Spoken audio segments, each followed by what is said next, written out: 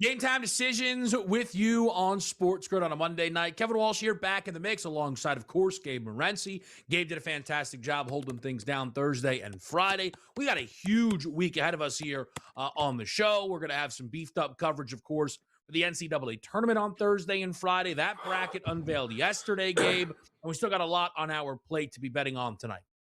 Yeah, you know what? I continue to fill out some of my brackets. Haven't hit send on anything yet. Haven't really overly changed my mind too much, but I'll tell you what. Obviously, now Alabama's been dealt a curveball a couple of days before the tournament starts. For people who are unaware, their second leading scorer was arrested earlier this morning. Possession of over a pound of marijuana, which in some states, like if this happened in California, it's basically like telling you, oh, yeah, you know what? The Cal point guard just got a jaywalking ticket, right? But in the state of Alabama, it's like, I think you get the electric. there's a lot of different levels to this type of stuff. But all kidding aside, the kid did get out on a $5,000 bond.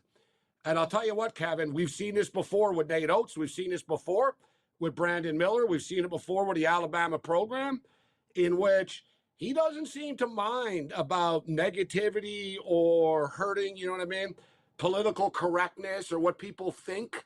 So does this kid play? Would it shock you if they say, you know what, we're going to play him? He's going to court in the future. That won't be our problem. But right now, we're going to play him. You know, it's so interesting because we're trying to follow these updates, Gabe. And I think if he is not there, that means the decision was taken out of Oates' hands kind of situation. And I think the way that this is all ballooned and the timing of how it's ballooned, it might already suggest things are out of Nate Oates' hands here. And what's really interesting is Bama's in this perfect little pocket, right, where some people like Hofstra of the CAA, they can guard pretty well. But the 5-12 game, Texas Tech and Akron, everyone knows Tech doesn't have Toppin. Akron's a good ball club. And the next thing you know, you're like, hold on a second. Like, do I have a 12-13 game on my hands here in the round Still of 32? Winnable. Still winnable, though, Kevin. If you think about it, imagine like a shorthanded Texas Tech team versus a shorthanded Alabama team, which incidentally doesn't set up poorly for my Michigan Wolverines, who are at the top of that bracket. Yeah, I've seen, you know, it's very funny when people do the instant reactions of these brackets, but I've always appreciated the guys on the show, and you don't have to name any of them, but when they say something that you just disagree with so strongly, and Michigan in the first 5 minutes were the one seed people wanted to pick on, and Gabe, I'm not just saying this because you're a Michigan fan, I couldn't figure it out. There is a grand total of one team in that entire region that I think could hang with Michigan, and it's Iowa State. And Iowa State's a little bit up and down. I think they're playing some better basketball to close out their season. But, you know, Michigan is a team who's sit right now at minus 130 to make a Final Four. They would certainly be bigger than minus 130 money line favorites in a game with Iowa State. You know, you can parlay some of these things. Minus 290 to make an Elite Eight, Gabe, is a very, very tempting number when I look at the Michigan Wolverines. If I can find one or two other teams to kind of tag along here, if you will, I think things have set up pretty well for the Wolverines. I can tell you what, Kevin, you know, like all fans of their team originally, I was like, oh my God, we got screwed. Like I was all like, oh yeah, of course. Oh, like, oh, this and like, oh yeah, we're playing Thursday. Oh, we're going to Buffalo. Like, everything was just sort of angering me because it was moments after the Purdue game. And I think people remember last, so it's like, all right, let's pick on Michigan now. But then I started to realize you've got a lot of flawed teams here. And if you're Michigan, you know what I mean, if you can't beat Texas Tech at this point, then, you know, you're not what people think you are. Now, interesting, Kevin, you talk it's kind of easy to not see them. They're way at the bottom down there, right, with Iowa State. It's easy to kind of forget them because where they are even in the bracket here, but they are a 2 seed. Yeah, you know, Kevin, this team is such a different team at home compared to on the road. And I know these are neutral games, but they're just not the same team. They're more like a regular season team that wins on effort type of deal. I'm not sure they have that next level. For me personally, Kevin, I think the biggest threat to the Michigan Wolverines in this bracket, in this group, the Virginia Cavaliers. I don't love this Virginia team personally. I don't want to discredit them. I'm not saying that they're bad, but I think they were given a gazillion opportunities to take down that Duke team. And I know Duke is Duke, but we know how injured they are. I think Boozer was 3 of 17, and they just couldn't break through. And I think for me, Gabe, when we've talked about it all year, right? Duke, Michigan, Arizona, Duke, Michigan, Arizona. And how do you look if you play against those teams? And they played Duke once, and they just weren't anywhere near the level. And to get that performance out of Boozer, that short man Duke, I would have loved to seen them break through. Where Iowa State, I know they did lose to Arizona, but Gabe, that's one of the best college basketball games of the season. A 2-point buzzer beater loss to the Wildcats there. And you're right, the Cyclones' best games are all at home. Kansas, Houston, no doubt about it. But again, I think Michigan's the rightful favorite. I think Michigan's going to be a very, very tough out in this conference. I've seen Joshua Jefferson get bullied by the big men on Arizona, where, Ademara and Yaxel Lendenborg will kind of have the scouting report. Let's be extra physical when we play this team, if they end up playing that team. And I'll tell you what, it seems to me that Virginia and Tennessee will be on a collision course. Very similar teams as well. That seems to be the theme of the bracket, Kevin, in which you look at the regions, and there's a lot of sort of, styles, and they're all the same. Sure. You know what I'm saying? In the sense of, okay, Georgia and St. Louis, totally even, but like a Texas Tech, Alabama. So Alabama are kind of an outlier that run and gun here, but Tennessee Volunteers, sort of a lunch pail type of defensive team. Virginia, lunch pail defensive team. Iowa State, lunch pail defensive team. Right? There's just a lot of the lunch pail group crew in here. And I don't know how you feel, although the odds makers are on to us, Kevin, because you know when like you think you're going to be smart, and you're like, oh yeah, I got an under the radar game here. I got a pick here that no one, I was like, yeah, Santa Clara. Give me Santa Clara against Kentucky, bro. It's 3.5 points. I was hoping for 7. I was hoping for 8. I was like, yeah. In my head, Kevin, I was like, yeah, I'll take Santa Clara plus that 6.5, 7.5 that they'll post. And I see 3.5. I'm like, whoa, they're on to us. So it's really funny, Gabe, because I'm a Kentucky basketball fan, and when that bracket came out, so what do you think it is? Yeah, I went, oh, that's a nightmare, because all of the high tempo offenses have given Kentucky problems for 2 years. Bama usually smokes them. We've just seen it, and that's what Santa Clara is. So that line opens. Gabe, I kid you not, it opened 2.5. I went, now what is going on here? What am I supposed to do with that? I saw at one point it went to 4.5. I'm like, all right, let's just keep pushing this thing out, and maybe we can get like a 5.5 or something like. I'm going to end up just having to bet Santa Clara money line. Now I'm like, how do I even consider myself kind of a fan here? I do not like that draw for them. I think you want to talk about styles, Gabe, and it's the game that everyone keeps talking about. St. John's, Northern Iowa. I worry less about whether St. John's a 5 or a 4. It shouldn't be that different, but it's more so that St. John's is playing this Northern Iowa team who is bottom 5 in tempo in the country, a really good defensive unit. I mean, they're top 25 defensively, right, as a mid-major team. So I think for St. John's, it's less to me about the seed, and it's about the opponent, Gabe, that they should probably be pretty frustrated about. You know what? I think St. John's will handle Northern Iowa. I don't think Northern Iowa's athleticism will be enough over 40 minutes. I'm not as overly concerned. I'm not running the window to lay the point with them. I am intrigued by Cal Baptist getting 2 touchdowns, Kevin. Against the Kansas. Can hit this on the other side, but how about a Bill Salvatino matchup, huh? Going to be incredible. We'll be right back.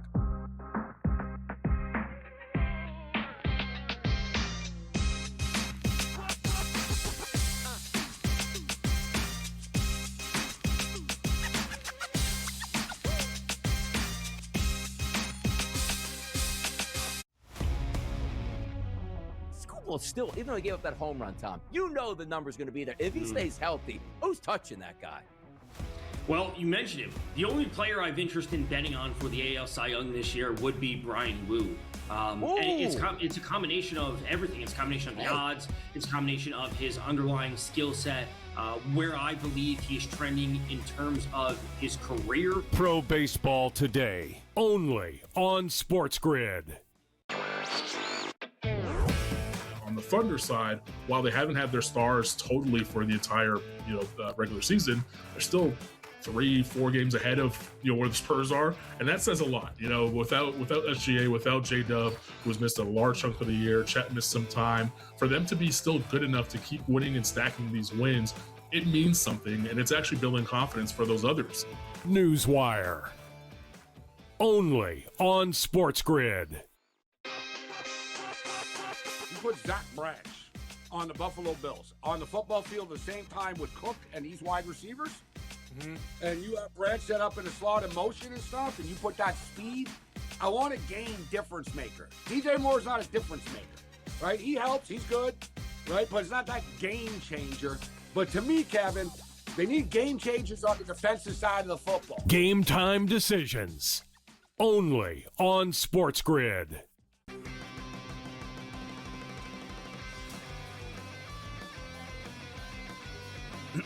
Class is in session. Today, let's talk about the teaser. A teaser is a multi-leg bet where you shift the point spread in your favor. You get better numbers, but every selection has to win.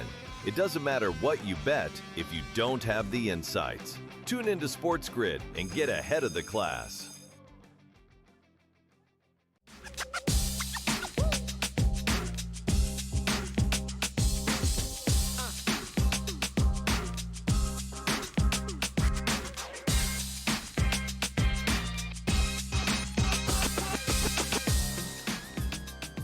Game time decisions on a Monday night. We're fresh off the bracket being unveiled. Of course, we're going to get into the World Baseball Classic, some good NBA games that we can break down for you guys as well. I'm sure Gabe has a couple of picks, at least one or two on that NHL slate. It's like a 5 slate, I think, tonight.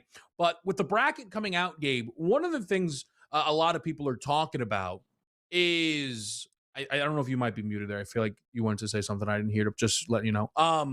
But people keep talking about how many upsets there were, Gabe, in conference tournaments. A lot of these number one teams didn't make it, right? Yale comes to mind on Sunday. They got knocked out, and Navy and the Patriot League, a league you and I talked a lot about. And people are saying, well, there's not going to be upsets now in the actual tournament itself because you don't have the best representation. I'm wondering if that's going to be a misnomer, and we may end up getting some value on these bigger underdogs. And these teams had to go on impressive runs to win their conference tournament games. And I wonder if people are going to be too dismissive of an Idaho Vandals, or if UMBC, right, ultimately wins their 16 game. Could that team hang around with a 35, 36-point spread, depending on how these numbers all get set up?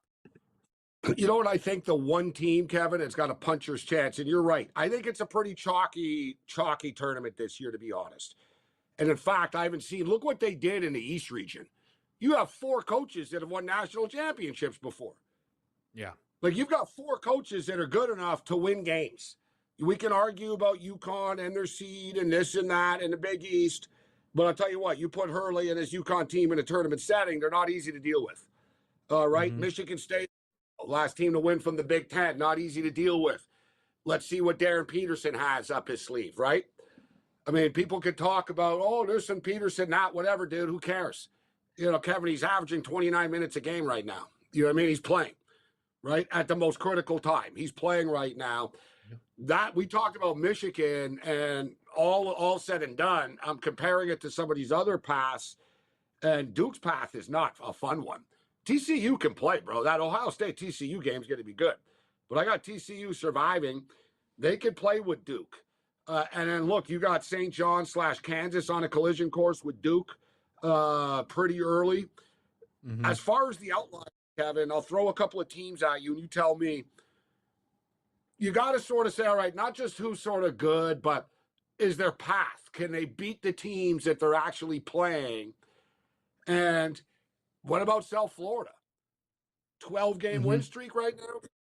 12-game win streak? An inconsistent Louisville team?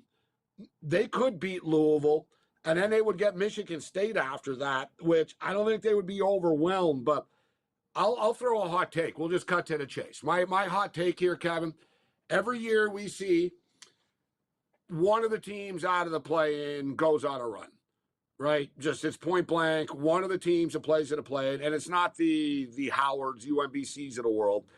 It's the major conference underachieving regular season team that just catches fire. UCLA went to the Final Four in this setting. Texas Longhorns, Kevin. Texas Longhorns beat NC State, and then they beat BYU, and then I'm doubling down. They beat Gonzaga. You know, Gabe, you're going to get no complaints from me other than I played Texas to win that SEC tournament at 100-1 just to watch Ole Miss.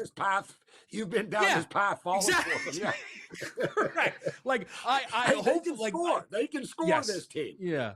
Maybe I died for your sins kind of thing, right? Like I laid the sacrifice because everything you see with them now is what I saw going into that tournament, and then they lost to Ole Miss like a 6.5 point favorite. I know. And I was like, what is going on right now? I think it's absolutely interesting. I'm so excited to talk and bet that a Miami of Ohio game. It's so interesting. It opened 8.5, and I see 7s right now. Which way are you going? Without having fully broke it down, I am ready to bet Miami of Ohio because we just do not get these type of numbers in play-in games. And it speaks to how rare the Miami of Ohio situation is. These games every year, Gabe, are 1.5, maybe 2.5. And if it's not, something went wrong kind of thing. And that's what we have here now. Kevin, it's 40 miles. It's basically they're going to pack that place out. A home game. It's basically a home game for Miami, Ohio tomorrow. And SMU's been a mess. They're not super healthy. Like, I think NC State, right, with, that group could have been a little bit more, like if NC State was playing Miami of Ohio or Texas, right? Like they may have got the perfect draw of the 11s for who they're going to play here. And then it's interesting, Gabe, but to kind of go along the same lines, if they do shock SMU, that means they're going to play Tennessee as a what underdog? I mean, honestly, like 18.5? Like what is that number going to be, Gabe, if they end up meeting the Volunteers? 14.5. 13.5, 14. It's going to be outrageous. But that's not a healthy Tennessee team right now. And a slower tempo game. Listen, Miami of Ohio have been given a mulligan, right? You had the run, a lot of pressure. Let's tip the cap to them. I think the committee got it right in putting them in the play-in.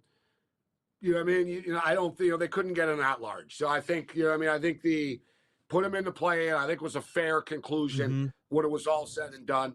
It's like, all right, you won in the tournament, and as you stated, we gave you an SMU team. Like, we can make a bigger argument about SMU not belonging in this game to Miami of Ohio. I would agree Kevin, with that. They're outright in their last 9 games.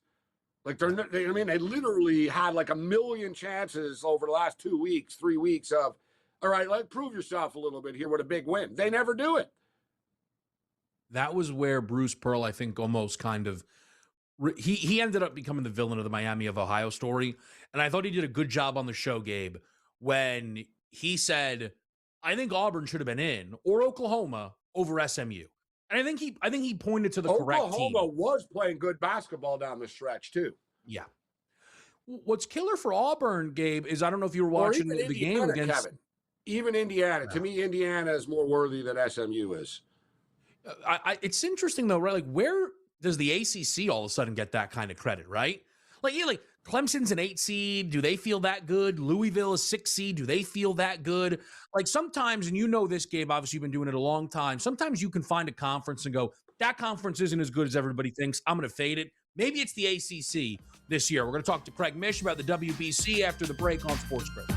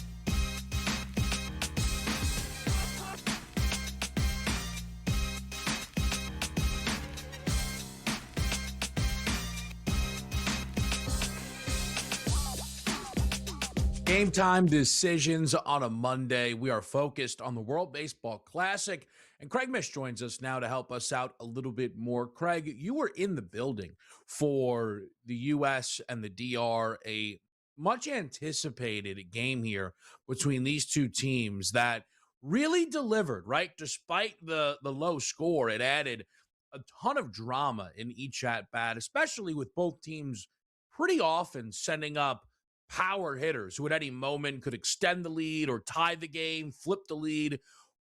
Talk to me a little bit just about how it felt being there for it and your biggest takeaway from the U.S.'s 2-1 win. Yeah, great environment as it showed on television. Great atmosphere to be there. I've been to the World Baseball Classic now in Miami. I think this is the fourth one or third one, but I've been to all of them. And, I pick my spots when to go to the right games. I think I do a good job of that one. But my takeaway from last night was, yes, there were 3 home runs. But it was really pitching, and especially bullpen pitching, and also, Kevin, defense that won this game for Team USA. I have been very much a guy that always says that as long as Shohei Ohtani is pitching and hitting, he's the MVP. But man, I got to tell you, and I hate to do it. I really hate to do it for all the New York fans out there. I hate to do this. But man, Aaron Judge played some defense last night, not just by throwing that guy out, but being right there to see that in person and see him dive for balls, see him prepare in the outfield. Hate to give any credit to the Yankees, but man, they got a good one there, and I think he was the reason why they won that game. Yeah, Judge was a incredible J-Rod catch away from almost maybe being the story of the game. Had he been able to, ultimately with a 2-run home run, made it 3-1. It feels a little different in the game. All in all, it was a treat to watch. It ends for some in controversy. Now, as someone who bet the United States in that game, maybe that was kind of coloring. Not that I thought it was a strike, Craig, on the last pitch of the game, but we had seen, I wouldn't be surprised if the buzz in the stadium was, man, ump is a little all over the place here, right? And everybody, kind of went wild about the Juan Soto at bat. I thought he missed 2 calls and 1 Will Smith at bat in the 9th inning. So it's hard for me to say Perdomo needs to be swinging at balls, but man, you'd probably have to expand your strike zone as a hitter. What did you make of the end of the game between these two teams last night? I mean, Perdomo did foul off a ton of balls before it got to that point. I can't indict him for not swinging at ball 4, but the other thing that I would say is, did the Dominican Republic do a good job at all with runners in scoring position throughout the night? So what guarantee did you have that? I think it would have been Tatis, right? But what guarantee that you would have had that the DR would have got a hit in their next at bat to drive the runner home from third? None whatsoever. In fact, the last time that they had runners on and they were threatening, they brought in Tyler Rogers. He rolled a double play and the inning ended. So I understand the discourse. We like to complain. That's the nature of sports. It's the nature of what we do. But Mason Miller pumping 101. I mean, did you see that bat against O'Neal Cruz? Like, what do you really think would have happened with the next guy? Oh, guarantee the Dominican Republic ties it up? Please, come on. I think that is incredibly well said, and so somewhat being lost in it a little bit, right? Where it's like the team who had 1 run was, so obviously going to now double that if they were given 1 more at bat. Craig, I'm going to bring up something that I will probably not be asking you about for the last time, but I cannot help myself. That one moment during last night's game, they cut to that dugout, and there was one name that it might as well have been size 600 font when I saw it. Skubal. I still cannot believe he is just there watching this thing with Nolan McLean set to get the ball when this team is in the final. Yeah, look, I understand it, Kevin. Again, it may be different for me than some others. They had an agreement going into the World Baseball Classic. Yeah. If you want to be upset with that, I'm with you. If you want to be upset with him changing his mind or opinion, that's not the way things work. That's why there's a collective bargaining agreement. That's why there's agreement with him and the Tigers. That's why he has Scott Boras representing him, like it or not.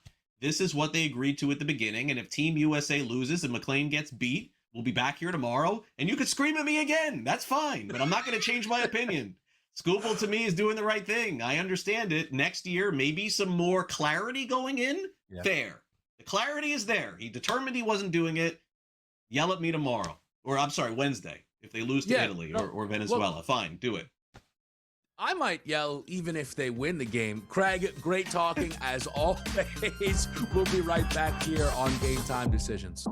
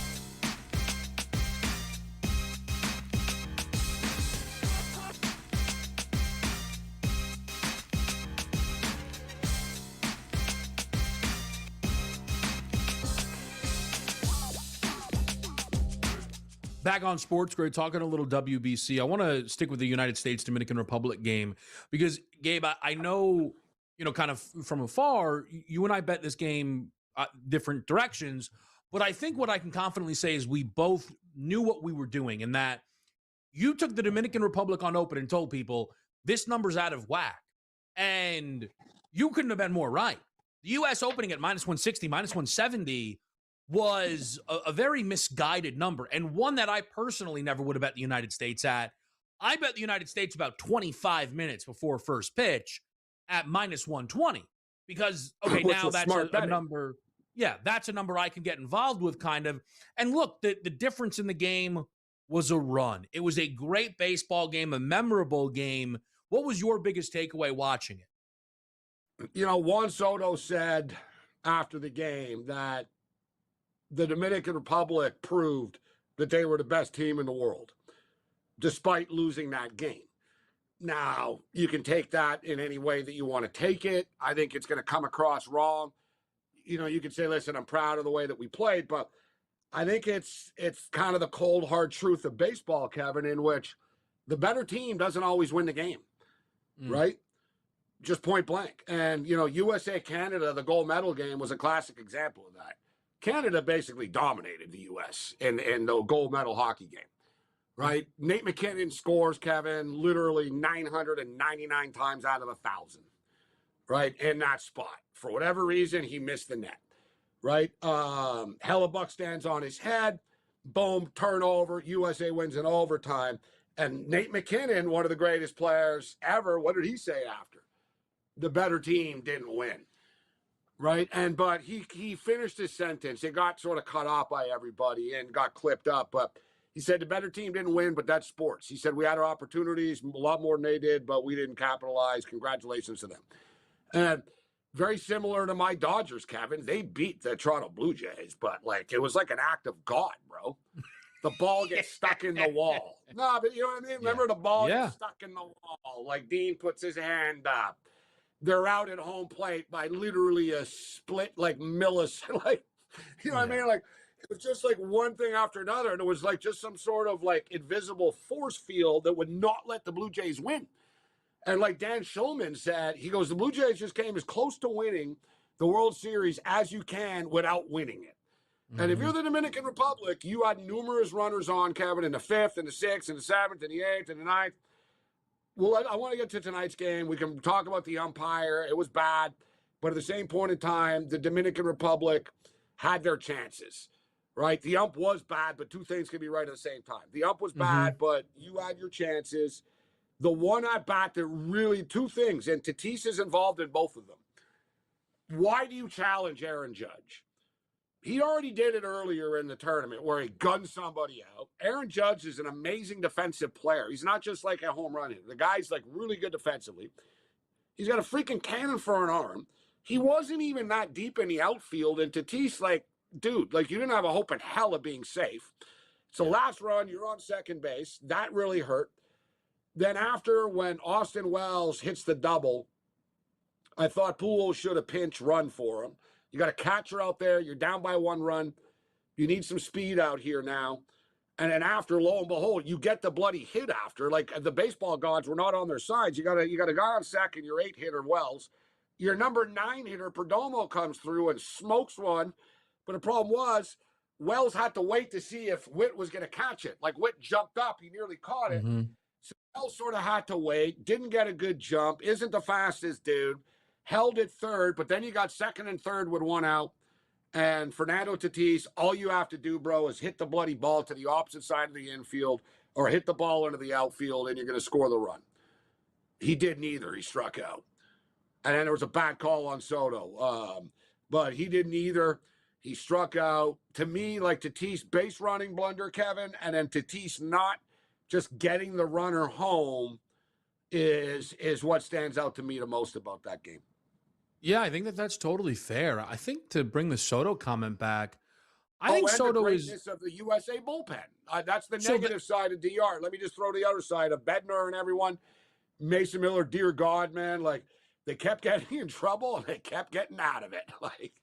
So that's my thing is, and sometimes this happens in sports where I've seen in football locker rooms where like the offense and defense kind of are like divided because one side's much better.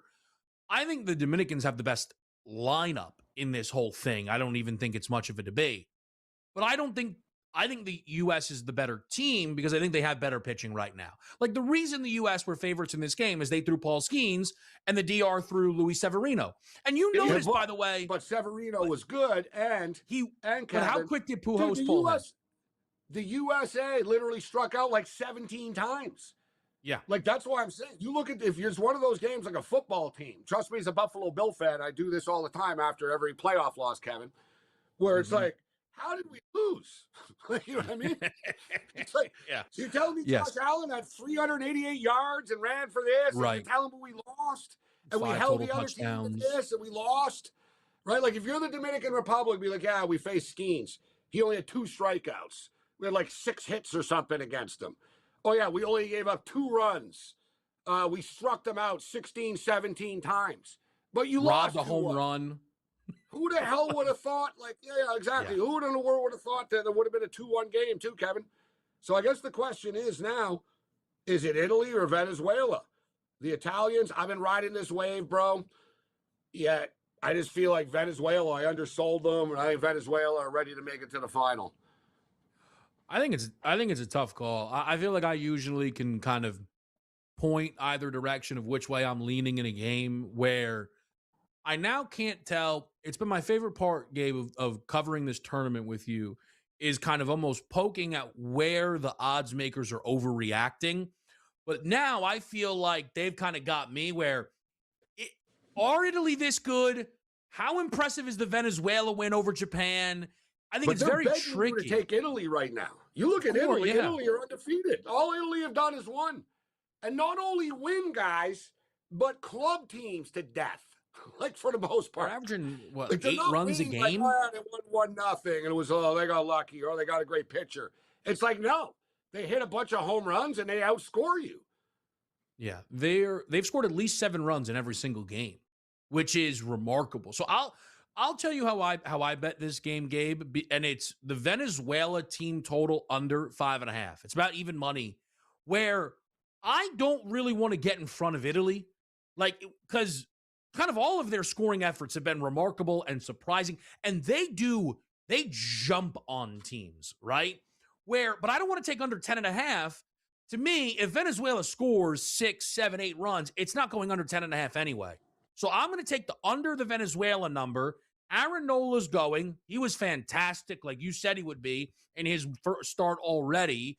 And there's been some people wondering, do they go all out Nola to Lorenzen here? And if that happens, this could be I don't think they will, to be fair, Gabe, but I almost think it's a bit of extra value here in this game. So I took the Venezuela team total under 5.5.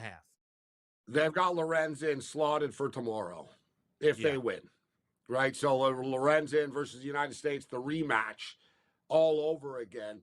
I almost feel like I get it. Listen, you get Italy. It's almost, if it's Italy, then you got to give them credit for being, getting there and being undefeated and doing this. So they're worthy opponents, but I almost feel it's like I want to see a Venezuela-USA game just for the magic in the stadium, the Venezuelan fans. Venezuela are the real deal. They're a very deep team. They're very good defensively, too, Venezuela. They're locked in, man. It's just one of those teams, Kevin, like March Madness, that are peaking at the right time. Just sort of feels like the Venezuelans, like the Dominican Republic, were their white whale that was in their way. And now, you know what I mean? The Dominicans are out of their way, man. Yeah. Venezuela are scared. Keep breaking it down after the break on SportsGrid.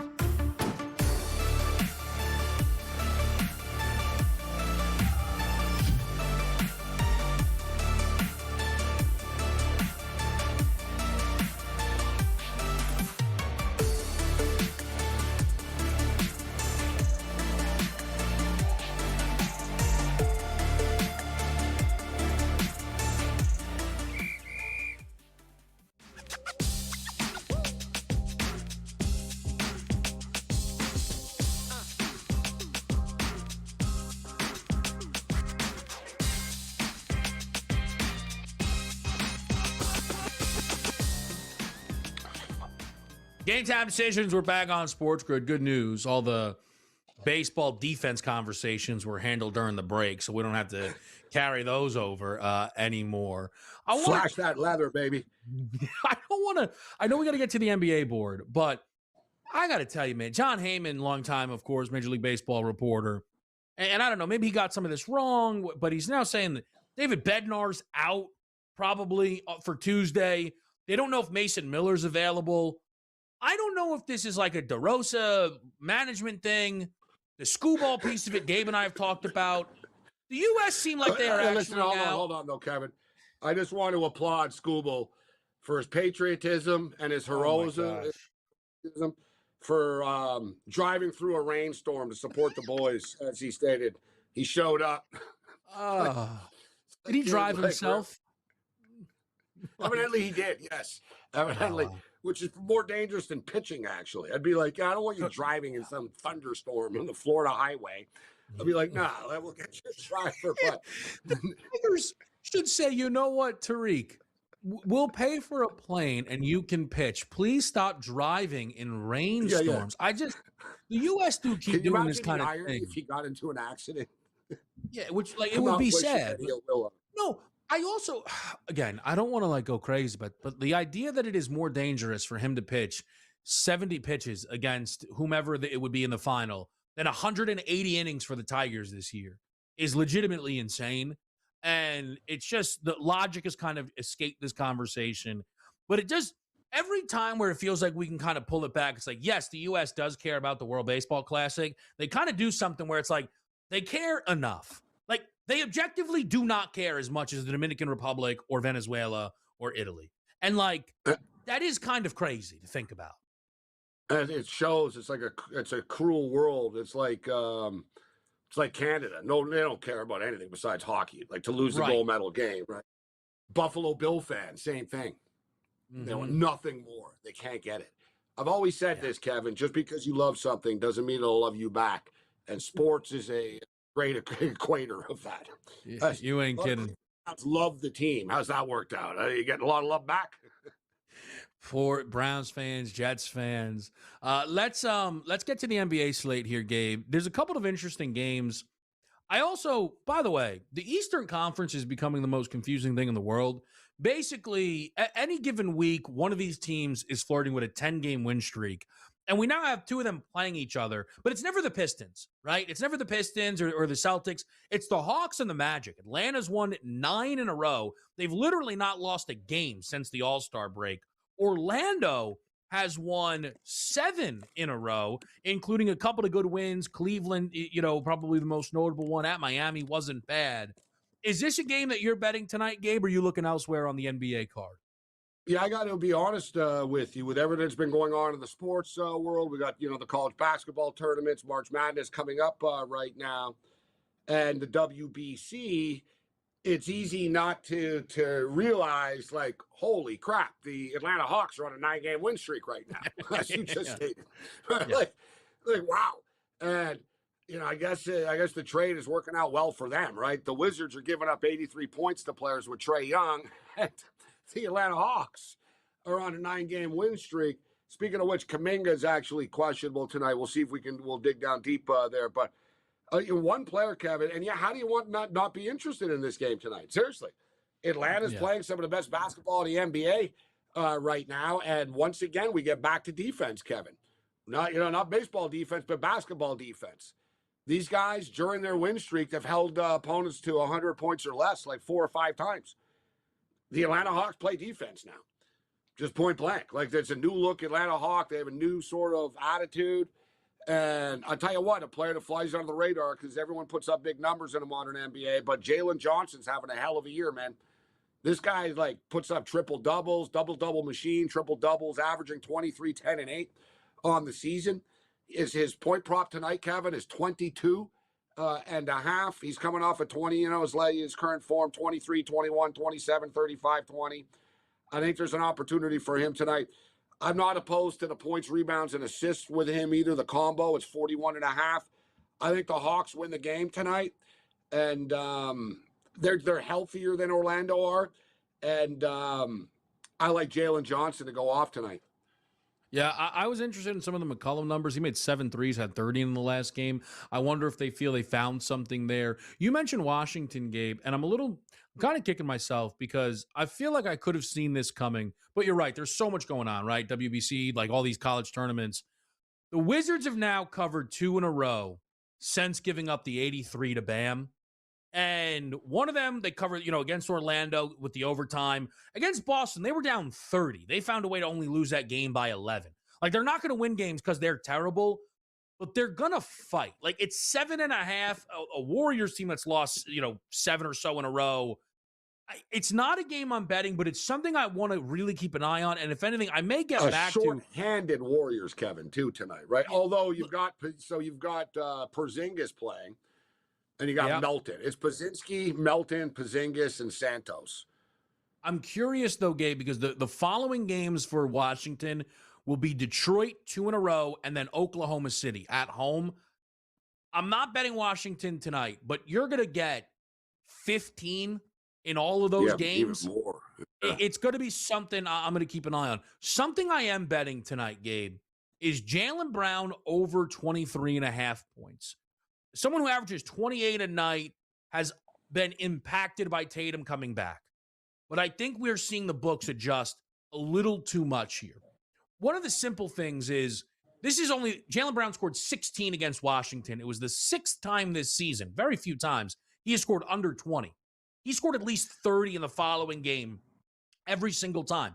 Now, I understand you'd be like, yes, but Tatum is back. I got you, but I'm not asking him to score 30. I'm asking him to score 24, 25, 26 with Tatum in the lineup, because one game he got thrown out, so remove that. It's only 3 games. He scored 24, 23, and 16. I think this is a spot where Jaylen Brown, Gabe, actually steps up and has himself a higher scoring game against Phoenix. Jason Tatum's minutes are starting to go up a little bit, but I don't disagree that now you're getting a little bit of value that the numbers come down for Brown. Yeah, star player value, tough to come by. We'll go to the rest of the slate after the break.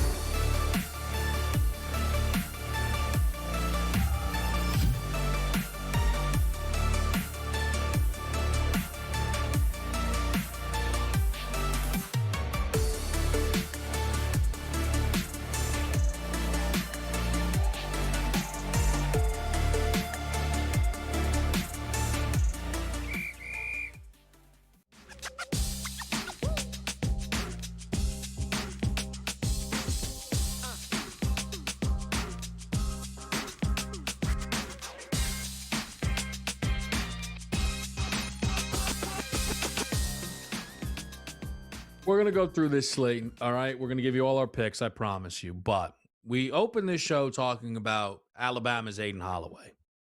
And brackets are very popular, and a lot of celebrities do brackets.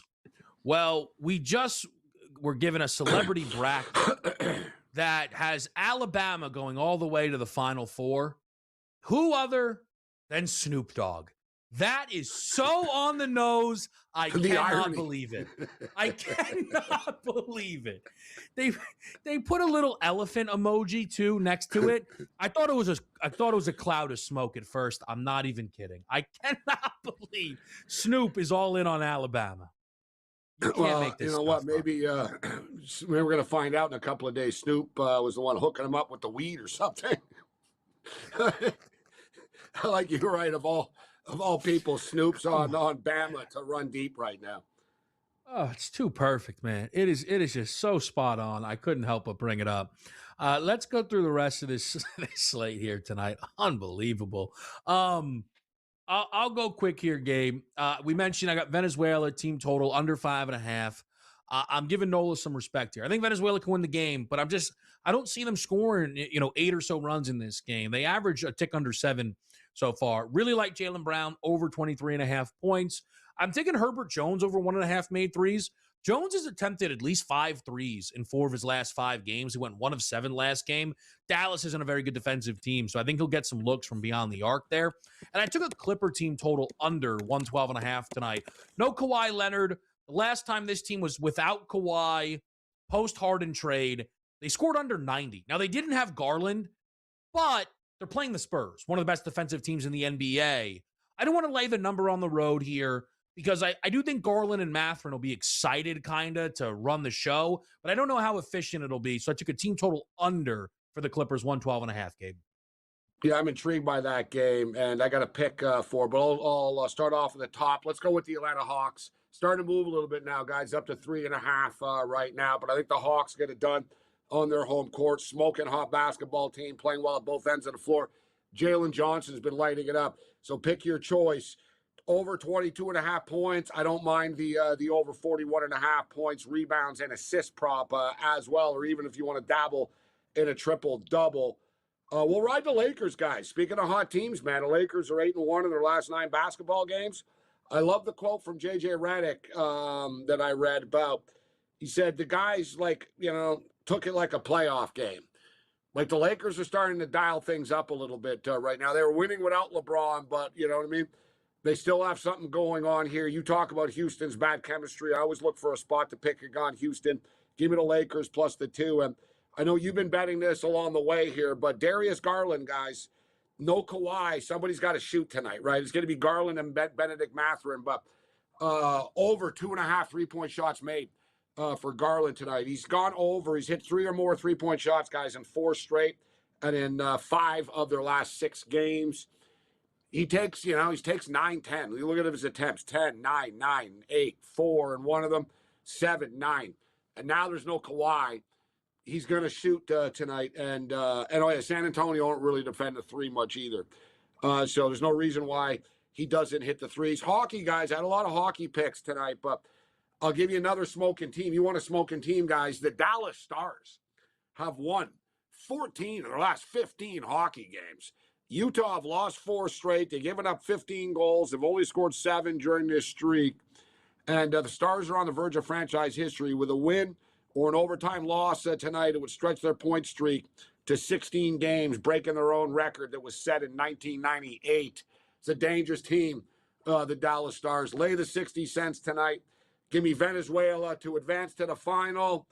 And quick hockey bonus here, Kevin. Rangers are suddenly scoring goals at home. Let's go over 1.5 for the first period with the Rangers.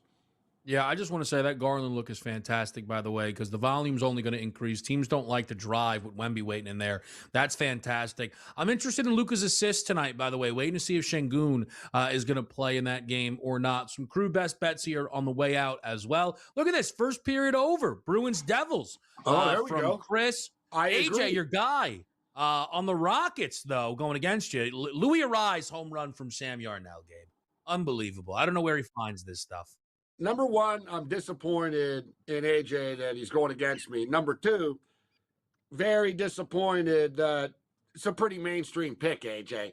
It is. But I'll give you, I'll give you a little leeway tonight. There was no college basketball. There's another weird. But you would we got think some game like NIT tomorrow. Grizzlies Bulls or something maybe makes his card, right? This, that's a little mainstream. Lakers Rockets, He'll have a 16 seed game tomorrow on his card, no doubt. We'll see you then.